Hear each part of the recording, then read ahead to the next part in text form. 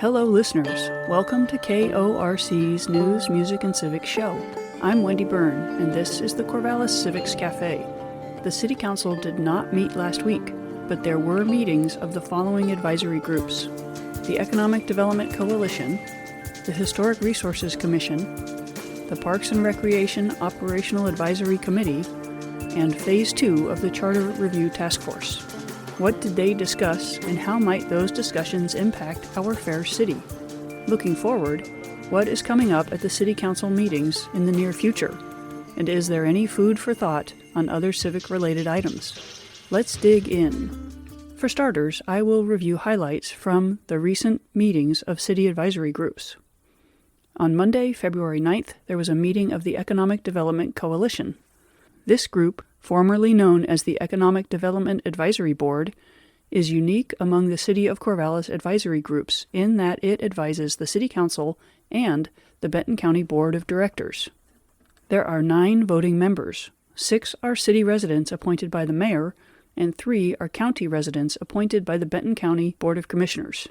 If you are curious for more information about the members and the work of this group, navigate online to the city website at corvallisoregon.gov/advisory groups and click on the link for the Economic Development Coalition, which will take you to their webpage, which hosts links for meeting materials as well as an archive for past meetings. While you are on this page, you will also find contact information for Christopher Jacobs, the Economic Development Manager for the Corvallis-Benton County Development Office. Side dish. Do you know about the website yescorvallis.org? If you run a local business or are thinking of starting one, you should spend some time on this website. That's yescorvallis.org. It is the official website of the Corvallis-Benton County Economic Development Office and is full of information regarding incentives and resources for local businesses. So, where was I? Oh yeah, about that meeting of the Economic Development Coalition on February 9th. They heard a progress report regarding their strategic work plan and reviewed their roadmap for 2026. Manager Jacobs gave a PowerPoint presentation about the state of economic development in Benton County. So as far as downtown Corvallis goes, we see property ownership changes, we see parking challenges and policy changes, namely the elimination of parking requirements, code changes reshaping development patterns, so allowing greater density, height, and removing parking requirements has really shaped the type of development that is now financially feasible in downtown Corvallis. And then the new incentives are attracting private investment like we've never seen before, namely the multi-unit property tax exemption program like we talked about. So you never see the Gordon Hotel and Residences or a 13-story building without those code changes. And we see emergent leadership from the Main Street Organization and Downtown Advisory Committee recommendations. But we do see elevated vacancy rates relative to other commercial areas of the community in downtown Corvallis. Power constraints from deferred maintenance and the high cost of public infrastructure are major problems in downtown, affecting the ability to scale, to redevelop projects, to do renewable energy. And we see tourism economy in transition with the Pac-12 realignment, which I believe he will also give to the City Council this week at their meeting on Tuesday night. As I have challenged myself to follow the money, you could say, at meetings like this, I get a better understanding of the ingredients that go into the items on the menu at a City Council meeting. For example, approximately 30 minutes into the meeting, there is a discussion about if the city should be prepared to invest in developing infrastructure on now vacant land to sweeten the pot for near-term future industrial development. Should we spend our tax dollars to build roads and utilities to vacant industrial land in hopes of luring development there? The city is not in a position to finance public improvements of scale. That question will come to the City Council sooner than later. At the February 11th meeting of Phase 2 of the Charter Review Task Force, early on there was an interesting discussion about public participation and the perception that the public is not given the opportunity to participate in a given process. I'm personally more concerned about the perception of this task force with the greater community. I've heard from the general public already just with the existence of this task force and the questions going to the ballot here in a few months from the first phase. But a lot of these decisions are being made without much community input. Not that there's not opportunity for it, but that people might not know how to do so effectively. Considering that all city meetings are open to the public and that information about them is published online, and that community comments are welcome at meetings, and that community members are seated on task forces as well as other advisory groups, what do you think about public participation? Those all represent opportunities for public participation. How do we change opportunity into action in a way that is satisfactory? During the course of the meeting, the members, with the help of the city attorney, discussed their guiding principles, the number of wards the city should have, changing the number of city councilors and other charter updates, including term limits, at-large city council members versus ward-specific councilors, and the role of the mayor regarding voting during meetings. Additionally, they had discussion about how to present their decisions to the city council and to the public. While the city attorney stated he felt they were making clear progress, as a team they decided to hold off on having the attorney begin to draft ballot language until they get feedback from the city council regarding the decisions they are making. For example, it sounds to me like they are moving in the direction of recommending dropping from 9 wards to 7, which means dropping from 9 city councilors to 7, and extending term lengths from 2 years to 4 years. Does that pique your appetite for more information? The task force will hold their next meeting on February 25th and make a presentation to the City Council on March 19th. Remember, the task force will make recommendations to the City Council, who then make their decisions about those items, and if they decide to attempt to change the city charter, that will go to the ballot for a vote of we the people, perhaps this November. Also, on February 11th, there was a meeting of the Parks and Recreation Operational Advisory Committee. In the past, I have not attended or reviewed these meetings, but given what I have seen and heard during the conversations had by the City Council and staff regarding our upcoming budget gap, I think there will be pressure in the very near future for service cuts in places that might be seen as overfed, such as our parks and our library. I say yikes. Corvallis is a wonderful place because of our parks and our library.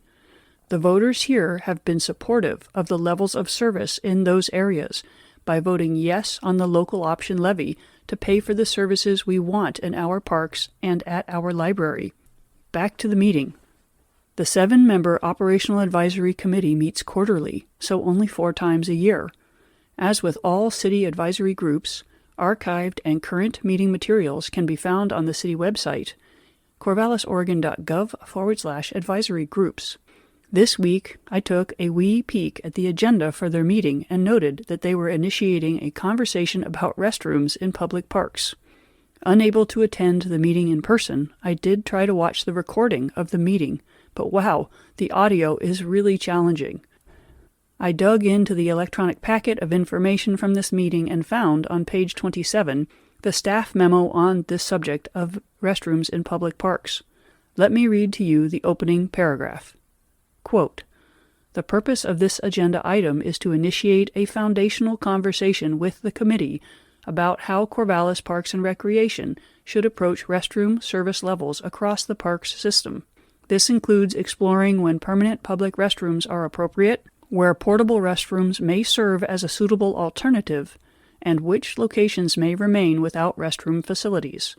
This meeting is the first step in a multi-phase dialogue intended to help shape future policy, planning, and capital investment decisions." End quote. Also, this, quote, "As the city plans for upcoming updates to the Parks and Recreation Master Plan, it is timely to begin thinking about the criteria that could guide future restroom decisions in a consistent and transparent manner." End quote. This meeting was 2 hours long, and the electronic packet is stuffed with interesting items such as park maps, as well as the quarterly departmental report, the pollinator landscapes and annual report, and more. If you are interested in any of these topics, it is time to start paying attention to the meeting materials of this Operational Advisory Committee. Of note, at the City Council business meeting on Tuesday, February 17th, there will be a public hearing regarding the adoption of revisions to the Parks System Development Charge methodology. I'm sure the time frame between the Parks and Recreation Operational Advisory Commission meeting on February 11th and the City Council meeting on February 17th was a good time for folks to submit comments to the City Council in support of Parks and Recreation. However, who had time to read these materials, understand what is being asked, and submit comments? Anybody? Certainly not me, I'm sorry to say. Speaking of City Council meetings, it is time to move onward to some highlights from the agendas of upcoming city meetings. City offices will be closed on Monday the 16th in observance of President's Day. Tuesday the 17th of February, the City Council business meeting starts at 6 p.m. Their agenda covers the public hearing on updates to the methodology regarding system development charges for our Parks and Recreation Department, and a hearing regarding the city vacating a portion of the Stadium Avenue right-of-way to Oregon State University. There will be a presentation from the Economic Development Office of their quarterly update, community comments, and a consideration of a request for a property tax exemption letter of support from the City Council that the developers of affordable housing would like to submit to Benton County.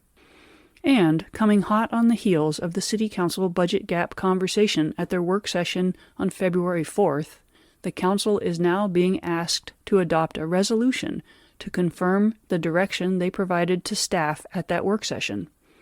From page 154 of the electronic packet for the meeting, quote, "The resolution will codify the direction provided by the Council at the February 4 work session, allowing staff to move forward with developing revenue proposals that will incorporate implementation costs and timelines, as well as the estimated rates and impacts to the community." Unquote. If you listened to last week's cafe, you heard me review that the City Council chose to consider use of a general obligation bond, a payroll tax, and a personal income tax as the means of generating the revenues needed to cover the pending budget gap.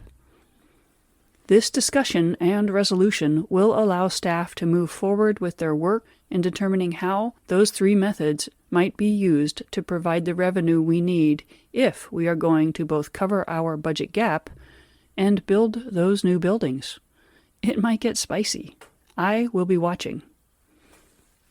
On Thursday the 19th, the City Council has a work session at 4 p.m.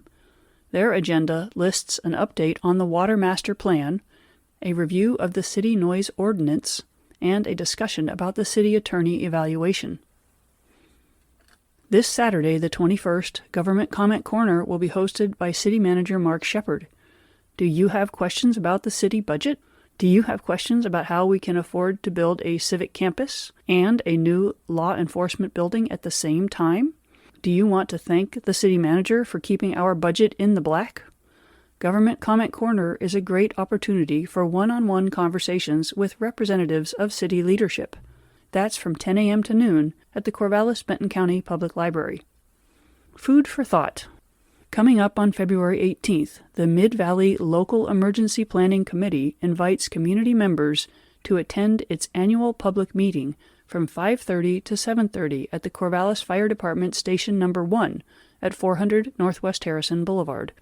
This event provides community members with an opportunity to learn more about local emergency preparedness efforts and the agencies working to keep the community safe. The group encourages all residents, business owners, and community partners to attend, ask questions, and engage in discussions about local emergency readiness. That's the meeting of the Mid-Valley Local Emergency Planning Committee on Tuesday, February 18th from 5:30 to 7:30 at Fire Station No. 1 at 400 Northwest Harrison Boulevard in Corvallis. And that's a wrap for this week's show. Thanks for joining me at the Corvallis Civics Cafe. I hope this show serves you something new about local civics and inspires you to engage with our city. If you enjoy the cafe, I hope you will return for more and share it with others. Share that KORC News, Music, and Civics airs weekly on Sundays at 1 p.m. and repeats on Mondays at 5 p.m. and can be heard on FM station 105.9 or streamed online at korcfm.com. If you listen to the Civics Cafe as a podcast, share that information with someone who lives in Corvallis. Or better yet, give the show a review at Apple Podcasts. Until next time, I'm Wendy Byrne for KORC's News, Music, and Civics. I don't envy the position of council having to weigh all of the competing priorities.